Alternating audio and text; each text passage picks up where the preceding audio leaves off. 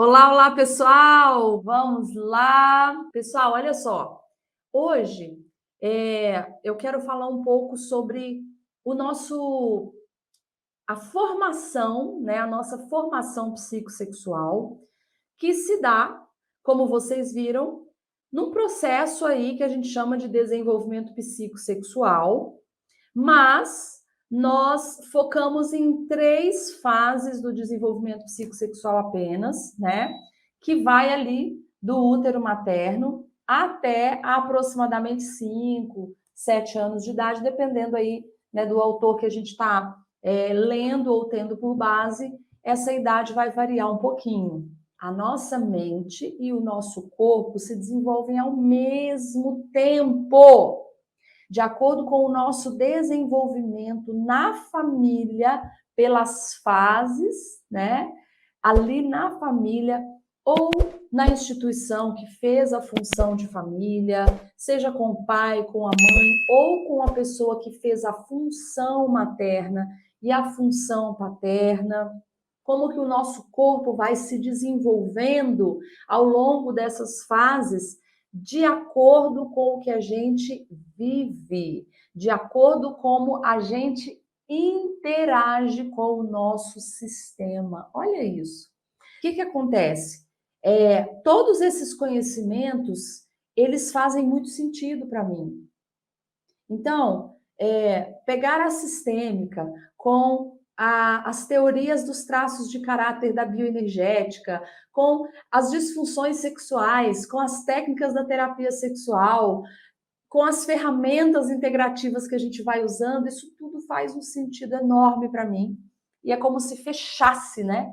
Todas as áreas que nós precisamos trabalhar na vida dos indivíduos, né? Na vida dos seres humanos. Então, até as questões biológicas, gente, elas também são influenciadas pelas interações socioculturais, pelas interações sistêmicas, porque é lá no sistema familiar de origem que nós nos desenvolvemos, corpo e mente.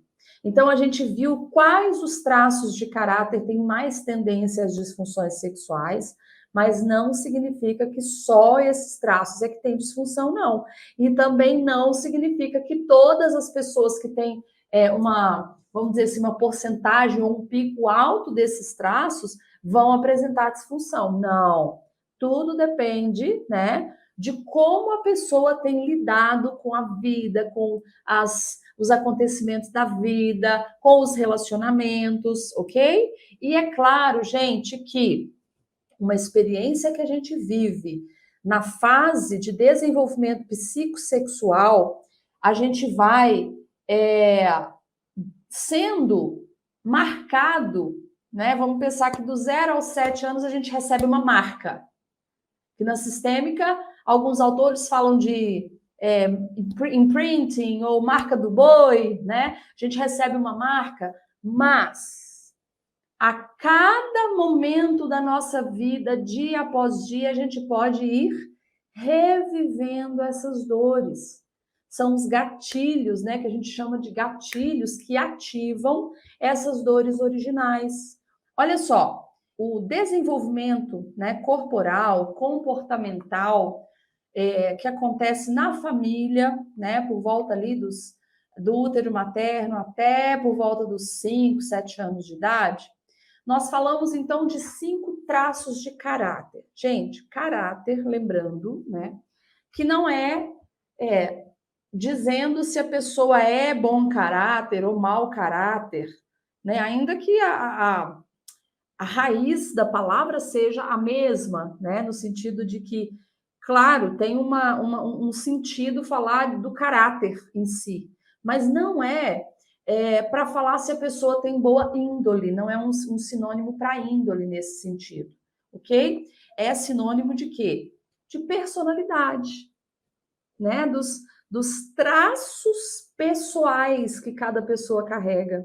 E é interessante porque quando Reich ele começa, claro, ele discípulo de Freud, estudando a psicanálise, ele, ele começa a desenvolver uma outra teoria. Claro, a partir daquilo que ele já tinha da psicanálise, mas ele vai realmente para uma outra ênfase, ele entende que se a gente desbloquear o nosso corpo, a nossa mente também vai sendo desbloqueada e vice-versa. E o que são os traços de caráter?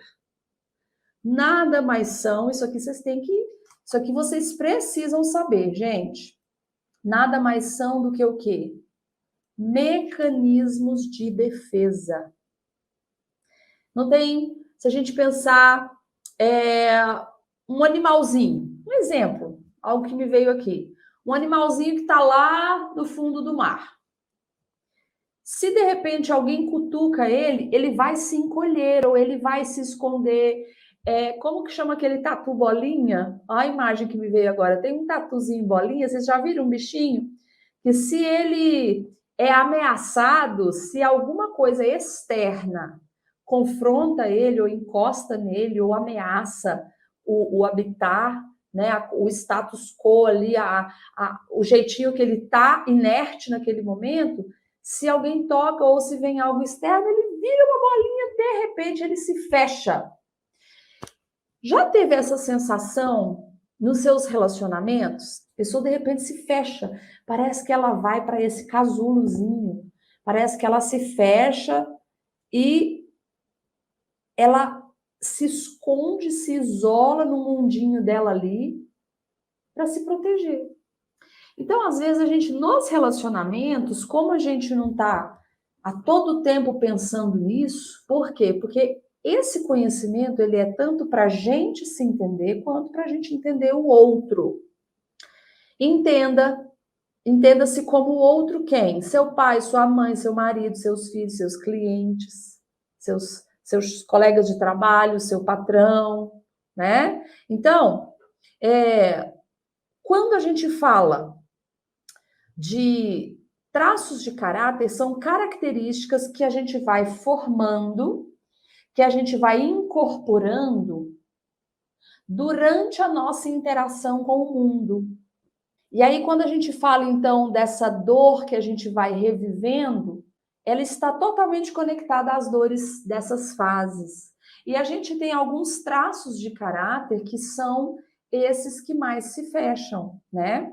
Nós temos, por exemplo, quando a gente pega o primeiro traço de caráter que se desenvolve, é o traço de caráter esquizoide, ok? Que é, na verdade, aquela pessoa que lá no útero materno desenvolveu um recurso cerebral, mental muito forte,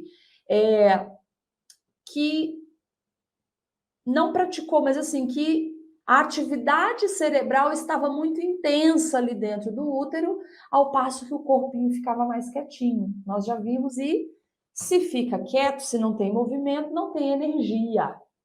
A energia não vai para os membros do corpo.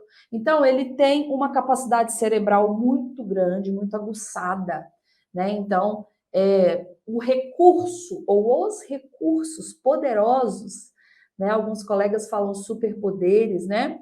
Dos esquizoides, é exatamente essa capacidade que eles têm de raciocinar, de imaginar. Gente, tudo que lida com o cérebro, com a imaginação, esse traço, ele é profissional nessa área, né? Mas também é muito racional. E outra coisa, gente, não tem como a gente computar isso em porcentagem, não, tá? Isso depende muito do que a gente está vivendo. A cada situação da nossa vida, uma dor é cutucada. Então, um traço vem à tona, ok? Como nós estamos falando de seres humanos, não é possível computar isso, tá? Então, quando nós falamos do esquizoide, ele também pode ter um acesso de raiva, tá? Mas está muito mais voltado para o momento, viu? Alguns autores falam que é até até um mês de vida, outros falam até uma semana. Encontramos autores que falam até 3 meses, ok? Até 3 meses. Então, até 3 meses esse traço de esquizoidia ele pode se acentuar dependendo de como que está o mundo em que a gente está. Como que está a família, como que está o mundo interno da mãe, como que estão ali os primeiros dias, ok?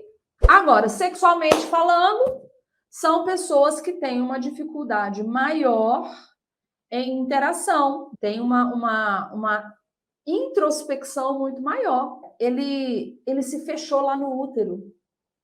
Ele ficava enroladinho, literalmente, igual o tatu bolinha, né? A gente se enrolava. Ó. Não é um defeito, é um mecanismo de defesa. Qual que é o seu mecanismo de defesa?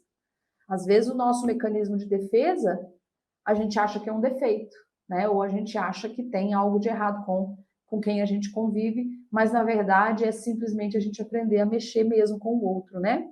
Então, de todos os traços, falando da vida sexual, com qual deles você mais se identifica? Ou um, ou dois? E quais são os recursos, tanto seus quanto da sua parceria, ok? Então, pessoal, falando aí do próximo traço, né, que a gente tem aí o comunicativo, o sensitivo, o sensível, o que gosta da conexão, que gosta do contato, que gosta de falar, que é o oposto, né, do esquizoide, apesar de ser uma fase tão próxima, né, e de terem muitas características semelhantes, porque a gente não tem assim, ó, aqui começa o esquizoide, aqui termina. Ah, agora aqui começa o oral e aqui termina. Não é assim. É um desenvolvimento contínuo. Você vê que o esquizoide está muito pertinho do oral, por isso que eles têm muitas semelhanças. Por exemplo, o oral ele vive no mundo da lua também.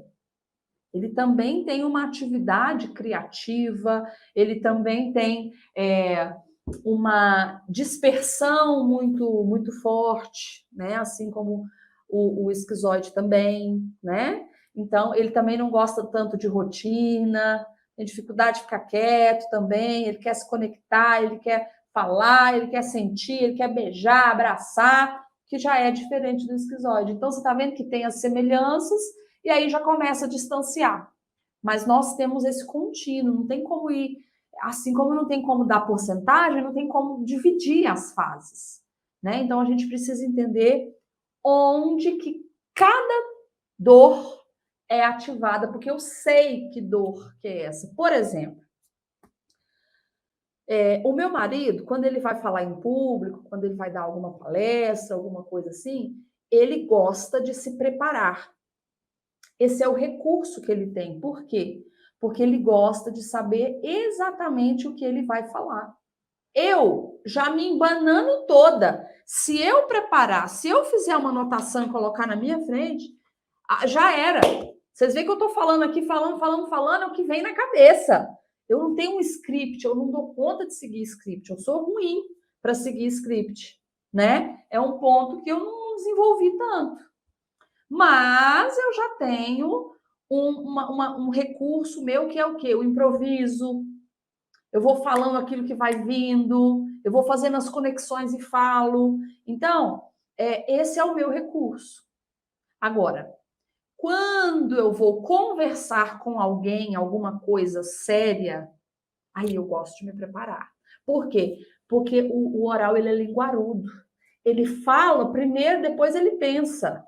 Então, quando eu vou falar em público, aula, palestra, curso, eu vou deixando vir. Eu sou muito do instinto. Eu tenho a minha oralidade está muito nesse falar, nessa conexão. Agora, quando eu vou conversar com alguém, eu preciso desse recurso, que é o quê? Eu me programo direitinho o que eu vou falar. Vou falar assim, assim, assim, assim. Às vezes eu até anoto os tópicos que eu vou conversar. Para quê? Para não fazer cagada. Então é um recurso que eu sei que nesse momento o meu oral, se eu deixar falar o que vem na cabeça, vai dar problema. Então eu me organizo, eu me preparo, ok? Vocês entenderam? Eu tenho muito mais oralidade, mas eu tenho recursos que eu preciso para não deixar o meu recurso extrapolar e causar problemas. Porque eu já me conheço, eu sei que eu sou assim. Meu marido já se conhece. Às vezes eu fico vendo ele preparando e eu falo, mas Você já sabe tudo isso que você vai falar? Para que tem que anotar? Aí eu, é mesmo, não, desculpa, é o seu recurso. Né? Eu sei que isso é importante para você. Então, cada um tem que ir para o recurso. Ok? Agora, quer dizer que ele é aquele masoquista de livro? Não. Só que ele tem uma parte do masoquismo que tem essa necessidade de segurança quando vai falar em público. Eu sou extremamente falante, descontraída e, como se diz, extrovertida aqui na frente das câmeras, mas na vida real eu sou mais introspectiva. Às vezes, quando é para chegar nas pessoas, em reuniões sociais, aí já tem a dorzinha do esquizoide que vem. Nossa, mas entendeu? Então, a gente vai aprendendo a lidar com os recursos, saber o que acontece conosco em determinados momentos. Por quê? Porque nós temos todos os traços, todos. Coloquem isso na cabeça de vocês, tá? Só que em determinados momentos eles aparecem com mais força. Um traço que aparece em mim com muita força é a dor da psicopatia. Quando? Quando eu percebo que a pessoa está querendo me manipular. Gente, se eu descobrir que a pessoa está querendo me manipular, acabou. Acabou. Aquilo ali, aquilo ativa a minha dor da psicopatia, do controle, da manipulação, da pessoa querer tirar proveito em cima de mim, entendeu? Então, são alguns exemplos que eu estou trazendo para vocês verem que nós somos todos. Ninguém é oral o tempo inteiro. Ninguém é esquizoide o tempo inteiro. Não é tantos por cento disso, daquilo, não, é determinados momentos. O meu menor traço, a menor porcentagem que nós temos, normalmente é a maior dor que nós temos. Por quê? Porque aquilo que é ressaltado em nós é para esconder aquilo que é de maior dor, não é um mecanismo de defesa. Ok? Então, às vezes a esquizoidia é a menor dor. Aliás, é a menor porcentagem que a pessoa tem no corpo. Mas se você olhar, é a maior dor. É a dor da rejeição. Ela atua em outros recursos, a maior parte do tempo, até mesmo para esconder esse aqui. Então, o que a gente fala de dor básica, de dor original, de dor existencial, é o menor traço. Segredinho que eu estou contando para vocês. É o menor traço, tá? Então, não fiquem pegos a essa questão de porcentagem, não. Então, o oral, gente, ele fala mais do que a boca. E, às vezes, quando a gente está aí nos relacionamentos, né? A gente tem a tendência de querer comunicar demais, de querer falar. Agora, são recursos. Mas e a outra parte? Todos nós não temos luz e sombra? Cada luz que a gente projeta cria uma sombra do lado de cá. Então, o oral, ele é comunicativo, ele é expansivo, ele é sensível, ele se conecta com a dor do outro, ele quer conexão, mas, ao mesmo tempo, isso também pode ir para um outro extremo de uma dependência emocional muito grande.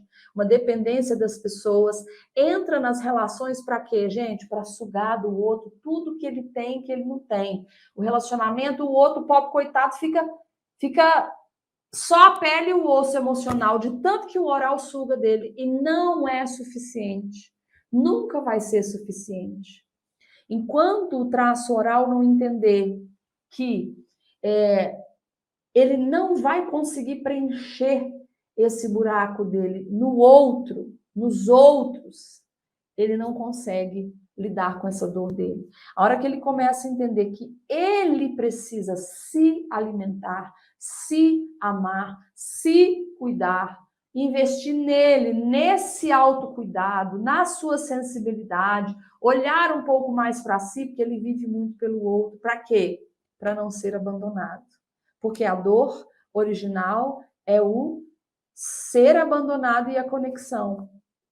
Ok? Então, é muito importante a gente ver que os traços têm as qualidades e também têm os pontos de inspeção. Ok? Vamos voltar aqui um pouquinho só para a gente ir falando de todos os traços e falando das questões sexuais também. Quando a gente fala do esquizoide, do traço esquizoide, que ele vai mais para a cabeça, que a energia dele não é no corpo. O corpo dele é magro, né? O corpo dele é com articulações muito evidentes. Mais osso do que carne, né, gente? Vamos falar abertamente. É mais osso do que carne, né? Mas, quando a gente vai pensar no estímulo sexual para esse traço, vocês viram lá o que normalmente a gente usa mais para estimular sexualmente esse traço esquizoide? Uma boa massagem corporal? Não. O que estimula ele? Ele não tem facilidade com o toque, com o contato. O que estimula ele sexualmente mais são as fantasias. Nada de ir direto ao ponto. Ai, vem cá, vamos para as preliminares aqui corporais. Não, calma. Criar um clima, gente. Vamos criar um clima, né? Vamos trazer ele para as fantasias, para o criativo. Muda de ambiente, sai do quarto, sai de casa, vai para lugares diferentes. Por quê? Porque esse traço odeia rotina, a gente não aguenta nem ficar quieto, parado no mesmo lugar. Quanto mais rotina, sexo do mesmo jeito, todo dia, no mesmo horário, no mesmo quarto, não faça isso que ele vai sendo desestimulado, né? Então, invista no ambiente, né? Sai do comum, usa coisa que estimula as ideias, até fantasia mesmo. Gente, e olha só, quando vocês forem propor fantasias para o traço esquizoide, ou quando ele for propor, é que é o grande lance, porque às vezes, como ele é muito imaginativo e tem ideias muito fora da caixa, às vezes a gente tem a tendência a fazer o quê? A criticar. Que ele fala assim, eu quero que a gente faça sexo amanhã, eu vou estar vestido de jaspion. A nossa tendência é criticar, né? É falar, meu Deus, mas não é possível, mas o que é isso? Que coisa horrível. Não, vamos acolher, porque o medo dele é ser rejeitado, ele quase nem fala, né? Ele é mudo, quase ele nem fala. Por quê? Porque ele já tem esse medo de ser rejeitado. Então, ao invés da gente criticar e cortar de cara essa motivação dele para o sexo, fala, uau, que diferente, né? Só você mesmo com essa mente brilhante para ter uma ideia dessas. A gente pode tentar. Onde que você vai conseguir uma fantasia do Jaspion? Deixa ele se virar. Normalmente não vai dar em nada. Mas não rejeita essa ideia. Por quê? Porque cada dia ele tem uma ideia diferente. O problema é colocar essas ideias em prática. Então, às vezes, gente, vocês nem vão fazer uma fantasia de Jaspion, mas entra com ele nessa fantasia. Assiste lá, pega na internet algumas coisas antigas do Jaspion, nem sei se isso existe, né? Assiste, finge que tem algum cenário, alguma coisa, vai para a fantasia. E o oral? O oral não é todo sensações, emoções, toque. Então, vamos aproveitar isso com o oral. O oral, no fundo, ele quer se sentir amado. Como? De todas as formas possíveis e imagináveis, porque a gente brinca que o oral é um buraco sem fundo. Por isso que ele precisa aprender a cuidar ele mesmo do mundo interno dele, senão ele suga o outro. Mas sexualmente falando, gente, quando a gente fala do oral, vamos para onde? Para as sensações, 5 sentidos. Cadê o visual, o belo? O oral gosta muito do belo, das artes, ele é sensibilidade. Vamos assistir um filme romântico antes. Ai, você ganha o oral, gente. Ganhou. Vamos assistir um filme. Você escolhe, meu amor. Assistem um filme romântico, toma um vinhozinho, um chocolate, morangos, ó, vai para o paladar, vai para as sensações. Massagem no corpo inteiro com óleos aromáticos, né? A música, escolham juntos aquela trilha sonora gostosa de quando vocês se conheceram e muitas preliminares, que eu faço assim entre aspas, por quê? Porque preliminar também já é sexo, mas a gente fala isso didaticamente para vocês entenderem, mas são as carícias, né? Usa todos os recursos aí dos 5 sentidos. O oral é bem oral, né, gente? Vocês estão entendendo aí também a mensagem, né? Quando a gente vai, então, para o próximo traço que a gente tem ali, olha só, gente, imagina, né? A gente saindo dessa fase da dependência total e absoluta da mãe. Só que agora a gente já está começando a ter um pouco mais de força nas perninhas, a gente já está querendo andar, já está querendo independência. Então, no fundo, o que o traço psicopata, que não é a patologia, é o traço, sendo fiel aqui à nomenclatura, né? Esse traço, ele tem necessidade de quê? De autonomia, mas ele se sente sufocado, controlado, manipulado, principalmente pela figura materna. Por quê? Porque ainda está na simbiose com a mãe. E nesse momento, gente, quando a gente fala da sexualidade, aqui a gente tem uma dificuldade muito grande de lidar com o diferente. Por quê? Porque eu e a minha mãe somos uma coisa só. Conforme eu vou saindo dessa simbiose com a mãe, eu começo a ir para a minha relação com a figura paterna, que é o pai. Não importa quem faça essa figura paterna, ok?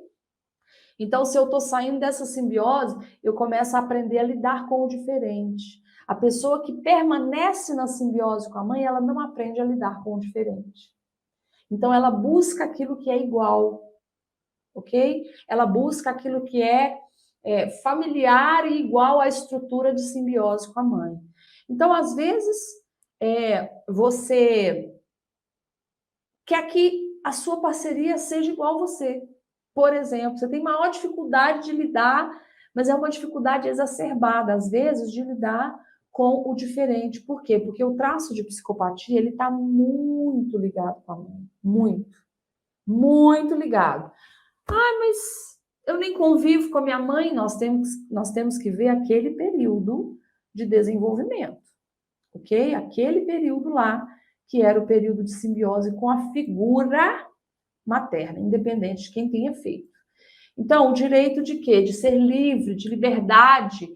Então, é uma pessoa que também nos relacionamentos não suporta ser controlado.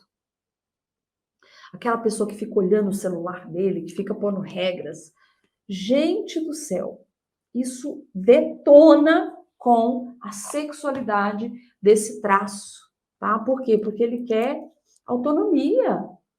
Ele já teve um controle, né, da mãe ou da figura materna terrível lá atrás, ou às vezes se sente manipulado e pressionado até hoje, né? E sempre que ele volta para essas dinâmicas, ele volta lá para aquela dor. E por isso o traço psicopata, ele também tem muita tendência à violência, a explodir, principalmente quando o outro faz alguma coisa que não era igualzinho ele queria. Ou tem muita diferença de lidar com, tem muita dificuldade de lidar com opiniões diferentes. Lembra que eu falei que a simbiose com a mãe impede ele de lidar com o diferente? Até com o sexo oposto. Até mesmo em relações heterossexuais. Muitas dificuldades. E mesmo em relação homossexual, homoafetiva, ok? Tem a diferença de lidar com aquilo que é diferente na parceria, tá? E pode ter muitas explosões, ataques de ira, de raiva mesmo, ok? Então, na dor, esse traço, ele se sente muito injustiçado, ele se sente muito controlado, manipulado. E aí, gente, já era a questão aí sexual, né? Então, como eu falei, a gente entra no jogo. Literalmente jogos de sedução, jogos de poder. Por quê? Porque um dos recursos que esse traço desenvolve bastante é qual recurso, gente? O de seduzir, o de ser aquilo que as pessoas precisam ou querem que ele seja, porque ele não pode ser ele mesmo, ele não foi amado por quem ele era, ele teve que fazer para agradar, principalmente a mãe, a figura materna. Então, esse traço é um traço que tem um poder de sedução intencional, seduz tudo, tudo à sua volta. Então tem aqueles homens que a gente fala que eles são galinhas, né? No fundo, gente, só tem uma mulher que serve para ele, a mãe. Ok? E tem uma dinâmica aqui também de traição, porque ele tem uma dinâmica de sedução por seduzir. Ele quer seduzir, impressionar aquela pessoa e parte para a próxima. Ele não quer se ligar a ninguém, não, porque ele ainda não saiu da simbiose com a mãe. E aqui a gente está entrando em questões mais profundas também. Mas traição, relacionamento extraconjugal, isso aqui tudo está dentro de sexualidade, né? Sexualidade não é só sexo. Então, gente, vamos criar, né? Vamos jogar, vamos criar regras de sedução. O que que essa pessoa vai ganhar? Ele precisa saber. Ele precisa saber o que que ele vai ganhar. Porque, gente, no fundo, o que que o psicopata se sente? Usado, prejudicado. Cumpra, arrisca o que você combinar. Cumpra. Porque é uma pessoa que tem um senso de injustiça muito alto. Inclusive, tem autores que trazem a dor desse traço não como a dor de manipulação e de controle, mas como a dor de injustiça. São pessoas que se sentem ofendidas, literalmente muito ofendidas, quando a opinião delas não é ouvida. Ou, às vezes, uma pessoa tem uma opinião diferente, ela reage... Gente, as redes sociais estão cheias disso. Às vezes você faz um comentário, a pessoa pega aquela ofensa como sendo uma ofensa pessoal, aquilo ofende pessoalmente a pessoa. Não aprendeu a lidar com o diferente. Então, uma questão aqui que a gente lida é com essa questão de poder. Não tente ficar oprimindo, não tente ficar controlando, divida. É os dois, é a vida dos dois agora. A vida sexual desse casal também precisa ser fora da caixa e fora da rotina. Por quê? Porque o traço psicopata se cansa muito rápido das parcerias. Então, é muito interessante a gente juntos ir buscando formas de inovar, né? De sair do corriqueiro, de ter experiências, de repente, em lugares diferentes, formatos diferentes, até mesmo os jogos, né, como eu trago aí nas aulas para vocês, que eu trouxe na aula, existem jogos de sedução e de poder mesmo. Um certo nível de dominação, né? Eu não descarto, por exemplo, uma fantasia em que tem algemas, né? Ou que tenha uma posição em que essa pessoa com esse traço maior de psicopatia vai estar por cima, ou numa posição maior, entre aspas, de poder, né? Jogos mesmo de dominação, mas com consensual, que seja bom para os dois. Cada um sabe aí quais os limites que podem ir, ok? Mas alguns jogos mesmo de dominação, coisas que você pode usar na sua interação ali, tem algumas coisas que não precisa ser de fato, pode ser simbólico. Por exemplo, tem algema de pelúcia, não tem que ser aquela algema de chicote do BDSM, não. Às vezes só um simbólico, ok? Só um simbólico, uma algema de pelúcia, porque já pensou, né? Se a pessoa se o parceiro ou a parceira às vezes não está tão nesse jogo de dominação real, vai ficar sem fazer? Não, vamos buscar algumas coisas que remetam. Uma algema de pelúcia, um chicotezinho com a pontinha ali de tecido, só para ter esse imaginário, ok? Não tem necessariamente que ir para práticas mais intensas, ok? Então, falando aqui que esse traço não gosta muito de rotina, vamos para o próximo traço, que é uma pessoa que gosta muito de rotina, que é o traço masoquista, que é aquele que se desenvolve mente e corpo entre 2 até 4 anos de idade, mais ou menos, ok? Que é o seguinte, aquele traço que foi oprimido, que foi pressionado, pessoas que vêm de famílias muito rígidas, muito austeras, muito nervosas, muito violentas também, né? Ou teve algum trauma nessa fase, principalmente que coincide ali com o desfraude, que é exatamente quando o corpo e a mente, todo o sistema nervoso da criança está se formando e a mielinização está chegando ali na região lombar. Então, tem uma ligação muito forte do mundo externo com o controle dos esfíncteres, que é uma sensação também de prazer e de poder. A criança controla, segura o cocô e o xixi, muitas vezes para punir a família, né? Ou às vezes brinca com esse poder, faz xixi onde não pode, faz cocô onde não pode, já tendo consciência, mas é uma pessoa que, como está nesse processo de controle, ela segura, ela prende, né? E ela prende também as emoções, prende também os sentimentos. Por isso que é a pessoa que fica mais fechada, mais calada, mas é uma pessoa que, como ela vai segurando, segurando, segurando, ela é mais parruda, né? Uma pessoa que tem pelos grossos, sabe aquela sobrancelha bem grossa,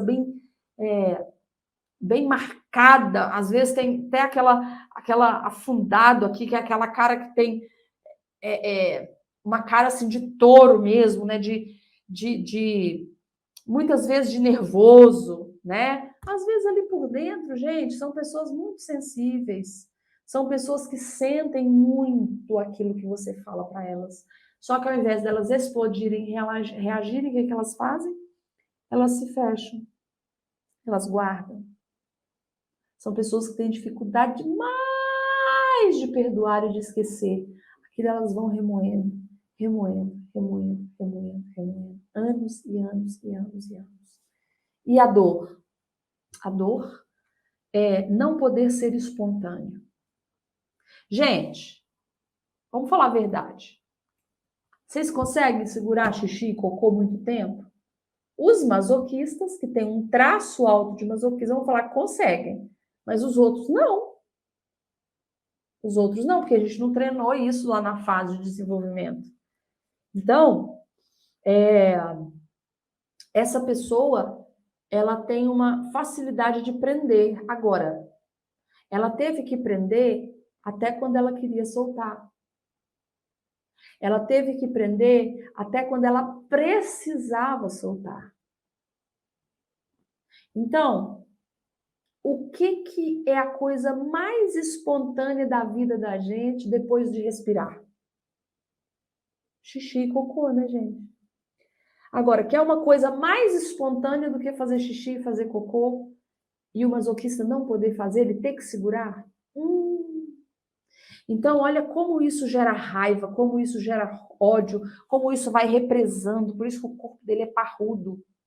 E ele tem dificuldade de soltar, tem dificuldade até de evacuar, de fazer xixi, de fazer cocô, segura horas e horas, dias, se for preciso. Tem dificuldade de pôr para fora e tem dificuldade de pôr para fora também o quê? O que fala, o que pensa. Uma pessoa que tem muito medo de quê? De ser humilhado. Porque a maior necessidade dele que não foi suprida foi a necessidade de ser espontâneo. Foi uma espontaneidade que foi tolhida. Então, é uma pessoa que hoje ele vive sob regras. Regras, script, previsibilidade, rotina. Dentro da caixa. Por quê? Eu não aprendi a ser espontâneo. Eu não aprendi a falar o que eu penso. Eu não aprendi a ser espontâneo. Eu não aprendi a lidar com imprevisíveis. Tudo meu tem que ser previsível. Tudo meu tem que ser rotina, tem que ser... Ok? Então, é isso que o masoquista pensa. O traço de caráter masoquista. Então, gente, na relação, é muito mais importante o fora da cama do que na cama em si. A gente estimula muito esse traço fora da cama, elogiando, né? Fazendo com que a pessoa sinta que pode se abrir com você sem que você critique, sem que você humilhe. Gente, vocês querem trazer um problema sexual para o masoquista, é expor ele ao ridículo. Normalmente, não é uma regra, mas normalmente, 90% das vezes, o masoquista casa com o rígido, com a rígida. Por quê? Porque a rígida gosta de mandar e o masoquista gosta de obedecer. Na dor, esses dois formam um belo casal, disfuncional, mas um belo casal.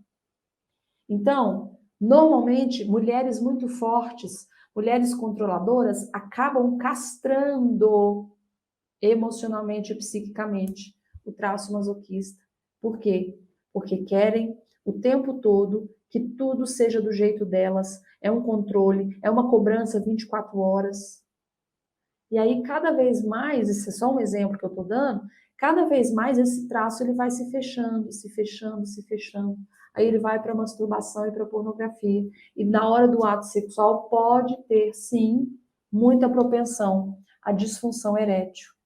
Porque já vai, se o casal tem essa relação de cobrança e essa mulher muito controladora, muito que critica, que cobra, ele já vai para a cama, ele já vai para o ato sexual nessa dinâmica já de...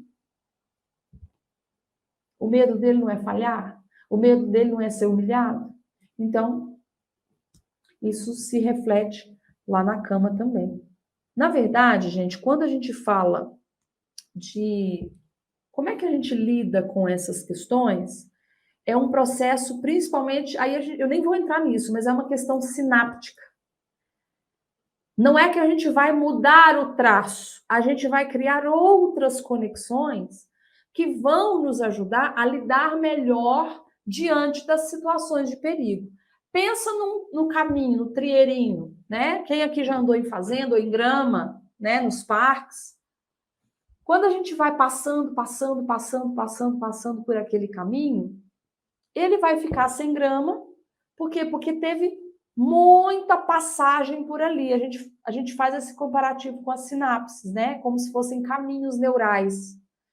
Se essa pessoa está acostumada a lidar dessa forma, reagir desse jeito, dessa forma, durante todo o tempo, vai ser quase impossível mudar. Agora, conforme ela vai treinando, conforme ela vai reagindo, é um treinamento, né, cognitivo, comportamental, ela começa a aprender a lidar com ela começa a aprender a lidar melhor com o mundo à sua volta, ela começa a criar outras conexões. E aí, ao invés de eu surtar, quando acontece um imprevisto, por exemplo, estou falando aqui do masoquista, ao invés de eu surtar, peraí, deixa eu pensar primeiro. Ele começa a treinar, e aí um processo de psicoeducação pode ajudar, sim, a pessoa a ir desenvolver melhor os seus potenciais para sair dessa dor, dessa clausura que o masoquista fica e conseguir expor o que pensa, conseguir impor também o que ele deseja, não ser só aquele capacho que fica obedecendo regras dos outros, engolindo sapo, levando e carregando a culpa por tudo. Não. Ele pode, sim, aprender ou reaprender a lidar melhor com a vida. Agora, ele vai deixar de ser masoquista por isso? Não. O corpo dele, a mente, o corpo foram moldados. Agora, se ele tiver obeso, por exemplo, ele pode emagrecer. Ele pode ser um masoquista magro.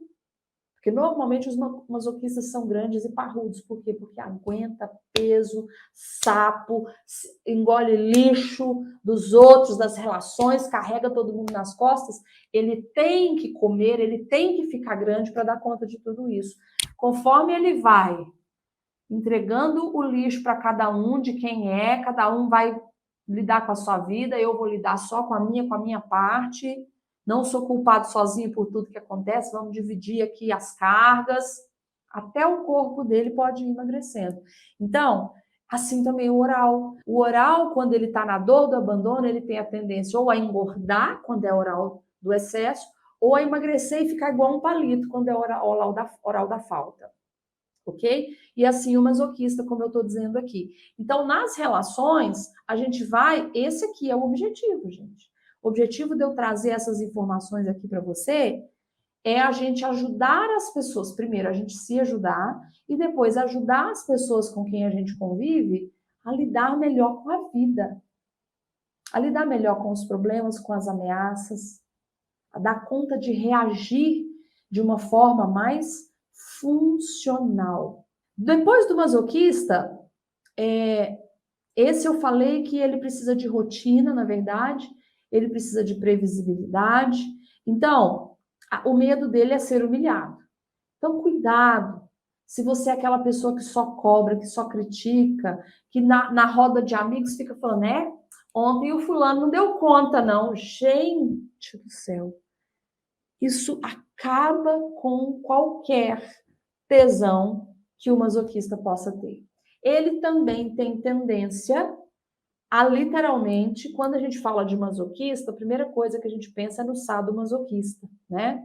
Mas não é correlato.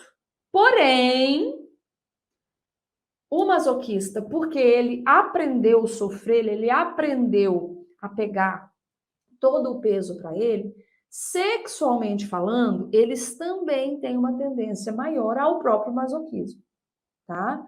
Que são situações aí de infringir dor, né? Ou de ser punido, né? Então, assim, precisa ser muito bem trabalhada essas questões, né? Para que seja uma sexualidade saudável. Então, invista mais na relação, na confiança, ok? No diálogo, elogie essa pessoa no dia a dia, elogie em público, nem precisa ser tanto em público, porque ele também vai ficar com vergonha, né? O psicopata gosta muito de ser elogiado em público. O masoquista, às vezes, a forma que se elogia, ele já vai ficar com vergonha também, né? Porque ele não quer ser visto, para já não passar problema, né? Então, caminhando aí para o rígido, nós já estamos falando aqui um pouquinho dessa dinâmica, que é no estágio aí de 3, por volta de 3, 3,5, até 5, 7 anos de idade. Que é o quê? A criança está nesse momento de descobrir o sexo oposto, de descobrir o masculino e o feminino. Olha, meninos têm pênis, meninas têm vulva. Oh, o meu corpo é diferente do corpo do meu pai, é diferente do corpo da minha mãe. Vovô com vovó, mamãe com papai, cachorrinho com cachorrinha. Independente se tem a figura paterna ou não, a criança começa a ver o mundo em pares. Então, eu quero um parzinho para mim também. Se o pai não está, se o pai foi embora, se divorciou, separou, né? Foi o meu caso, por exemplo.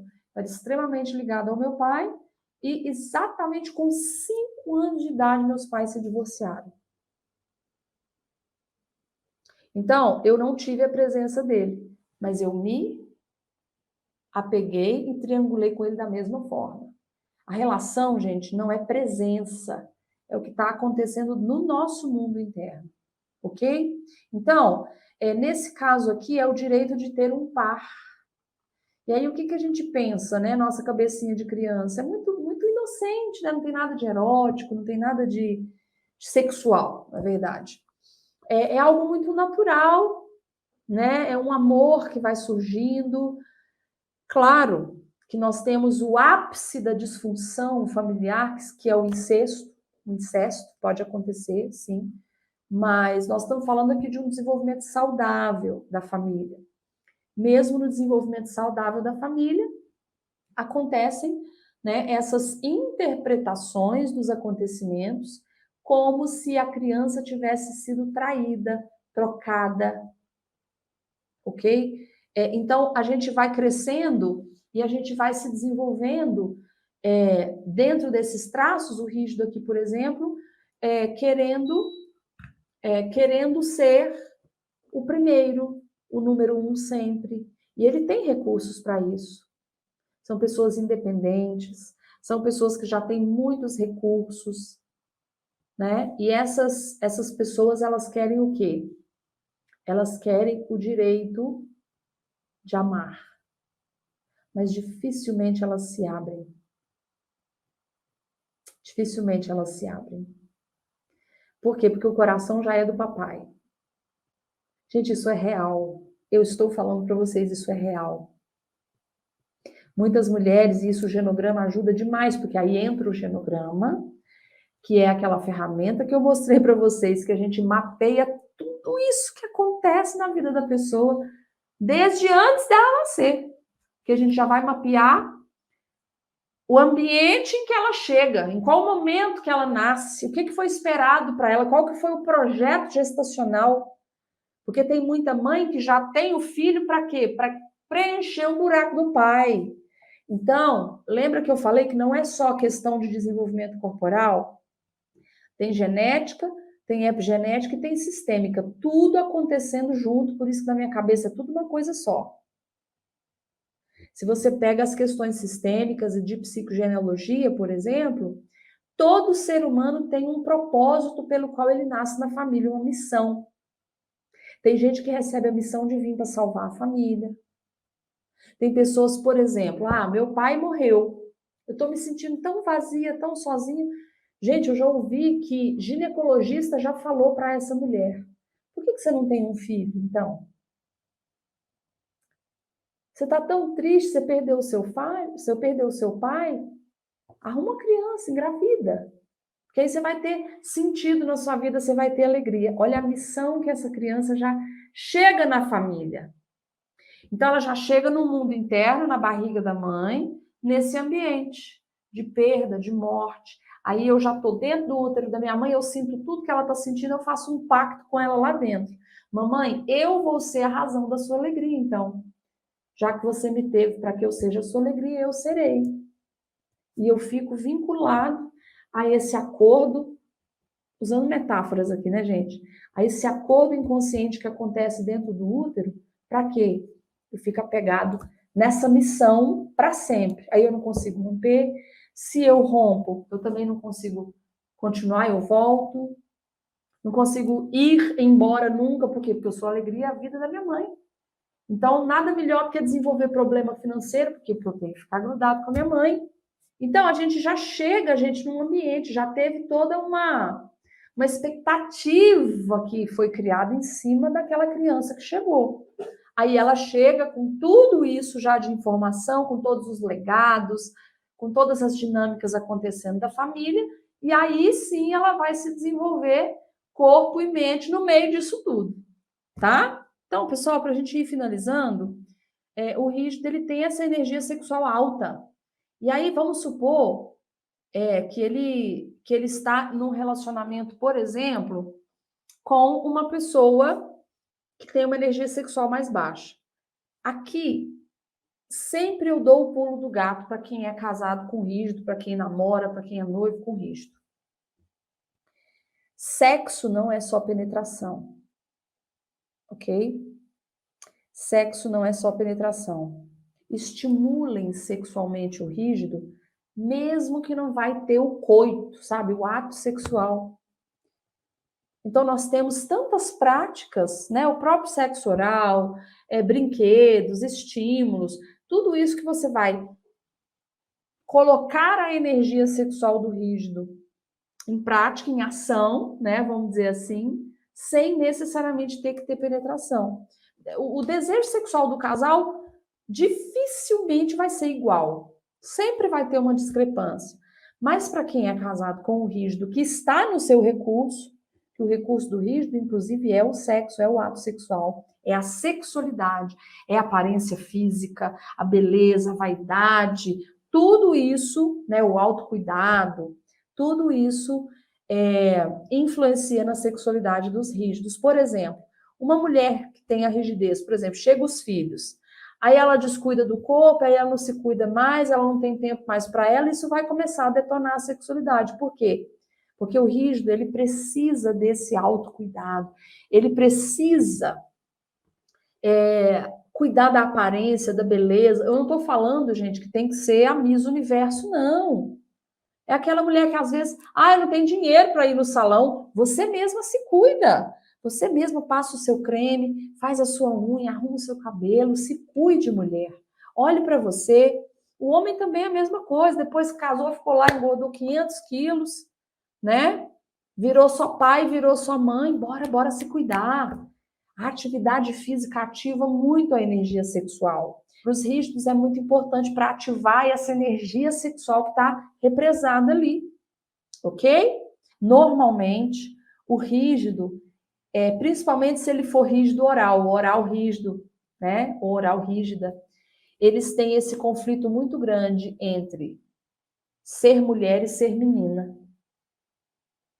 Fica cheia de não me toques, né? Então, uma pessoa que ainda não desabrochou, que ainda não foi para a dinâmica de mulher, ainda está muito na dinâmica infantilizada de menina, ok? Pessoal, um grande abraço para vocês. Fechou, tá bom?